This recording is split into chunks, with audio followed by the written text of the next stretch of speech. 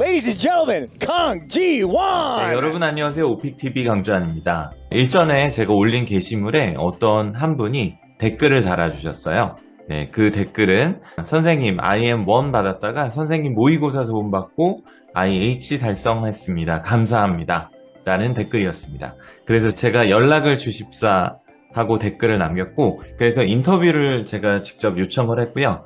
인터뷰에 응해 주셔서 서면으로 그 답을 받을 수 있었습니다. 그리고 일주일 정도 전에 커뮤니티 게시판에 글을 올렸는데, 안녕하세요, 오픽TV 강주한쌤입니다. 이번에 기획하고 있는 컨텐츠인데요.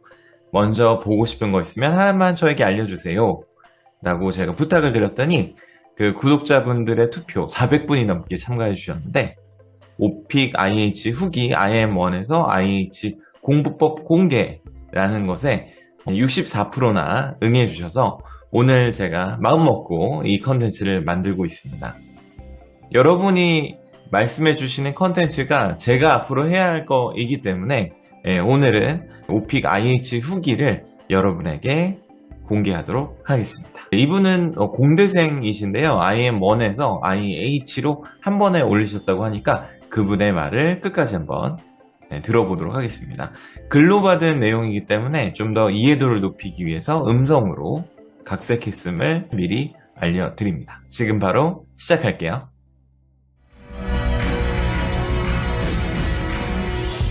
저는 땡땡대학교 문과대학에 재학 중인 학생입니다. 기업들이 엔지니어들에게도 평균 이상의 스피킹 능력을 요하고 저 또한 다를 바 없이 취업에 공인 영어 성적을 필요로 하여 응시하였습니다. 올해 2월에 처음으로 본 오픽 시험에서 IM1을 받았어요. 적잖이 당황을 많이 했습니다. 시험장에서도 시험장을 나와서도 성적을 받았을 때도 말이죠. IM에 머물기엔 조금 아까운 실력이라 스스로를 생각했어요. 그런데 연습 부족과 시험장에서의 긴장이 겹쳐져 같은 말을 반복하고 이로 인해 복잡한 문장 구조는 물론이고 기본적인 문장들의 연속적인 사용마저 힘들었습니다. 메시지가 클리어하지 않게 전달됐으며 롤플레잉은 말 그대로 망했습니다. 하지만 그 모든 것의 이면에는 실력 부족이라는 것이 자리 잡고 있었다는 것을 너무나 잘 알고 있었습니다. 그렇게 첫 시험이 지나고 그 다음 학기 방학인 이번 방학에 한 번의 시험으로 IH를 취득했습니다. 지난 실패를 되돌아봤습니다. 우선 IM1 취득 당시를 되짚어보면 절대적인 발화 연습의 부족이 첫 번째라고 생각했습니다. 답변의 구성을 다듬는데 혈안이 되어 정작 중요한 질문을 듣고 답변을 구성해 입으로 뱉는 연습을 다소 소홀히 했었습니다. 그 결과로 시험장에서 예상치 못한 질문이 나왔을 때 대답의 요점을 짧은 질문 청취 시간에 구성해내지 못했고 이것이 IM이 나온 결정적 이유라 생각합니다. 따라서 이번 준비 때는 모의고사를 통해 듣고 한글로 어떤 얘기를 할 것인지 생각해보고 그것을 영어로 뱉어보는 연습을 주력으로 했습니다. 이 트레이닝의 결과로 긴장도 줄일 수 있었고 그것을 스크립트로서 활용하지 않더라도 해당 질문에 어울리는 표현들을 미리 생각해보고 익히는 과정이 시험에서도 좋은 결과를 냈습니다. 두 번째로 어떤 표현에 다양한 표현을 익히려 노력했습니다. 같은 말이라도 다르게 표현하는 것이 영어 회화 실력을 보여준다고 생각해서 예를 들어 공원의 유사 질문에 대해 산책하다라는 것을 표현하고 싶으며 Take a stroll, go for a walk, walk around. 잠을 자다를 표현하고 싶으며 Go to bed, hit the sack, catch some Z's. 처럼 다소 쉬운 난이도의 표현부터 조금 더 원어민에 근접한 표현들을 익히고 여기에 주어와 시제를 바꿔가며 연습했습니다. 결과적으로 이것도 도움이 됐다고 생각합니다. 정말 많이 연습해야 시험장에서 내 것처럼 쓸 수 있어요. 습득에서만 그치는 것은 공부가 아니라는 생각이 들었습니다. 오픽 시험뿐만이 아니듯 많이 써보거나 말해보는 것이 영어 공부에서 중요하다고 생각했어요. 마지막으로 발화를 못하는 상황이나 추가로 공부를 더 하고 싶을 때는 작문을 해보려 노력했습니다.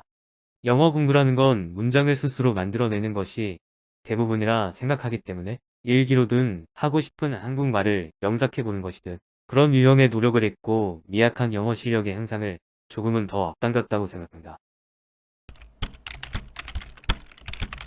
준비 초기에는 해당 주제들에 대한 감을 익히고자 표현들이 정리된 영상도 봤고 암기를 위해 본 것이 아닌 표현들을 눈으로 확인하고 이후 보지 않고도 능숙하게 머릿속에서 꺼낼 수 있는 연습을 했습니다.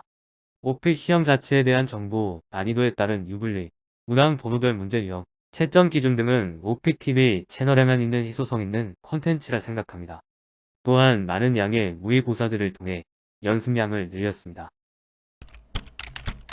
제 경험상 보통 오픽 채널들이 알려주는 것은 답변을 어떻게 할 것인가 위주이고 좀 더 가봐야 스크립트를 어떻게 선택할까에 국한된다고 생각합니다.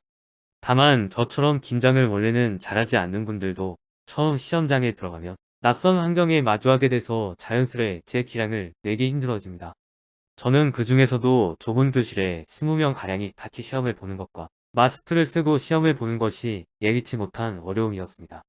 그래서 좁은 교실에서 오픽 시험과 동일한 환경에서 연습이 가장 좋겠지만 힘들다면 적당히 소란한 카페에 가서 모의고사를 한 호흡으로 진행해보시는 걸 권하고 싶습니다.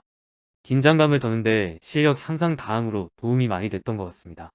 그리고 저처럼 마스크를 쓰고 보는 시험이 불편하고 이로 인해 감정을 표현하기가 어려우신 분들이 계실 겁니다. 그래서 저는 시험 시작 전부터 시험장에서 좀 억지로 입이라도 웃으려고 노력했습니다.